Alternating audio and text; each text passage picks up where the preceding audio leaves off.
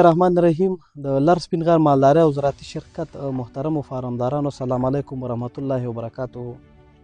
نن ورځ په ننګرهار ولایت کې د لومړي ځل دپاره د لر سپین غر مالداري او زراعتي شرکت د تخمي ستنو نه چې کوم بچي زیږېدلي دي د هغې دپاره د تذکرو د ورکړې بهیل دی. خوشبختانه دلته راغلي وو د ننګرهار ښار د اوومې ناحیې مربوط د حلیم فارم ته. په دغه فارم کې چې دی د جنربي په نامه باندې ستنې تخمي ستنې تطبیق شوي وي او یو کال مخکې دوی دا په سیستم کې ثبت کړی وي. نو پس د یو کال نه دغه بچي چې زیږېدلي دي دوی ته موږ تذکره او همدارنګه د غوږ والی چې دی یارټک چې دی په غوږ پورې کوو. نو دا باید په دې فارم کې چې دی د نسل په اصلاح کې ډېر همکاري وکړي.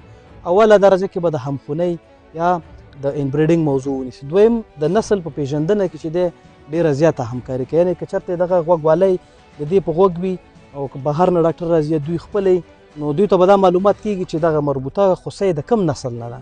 دریم د شیدو د ظرفیت به ورسره جګ شي.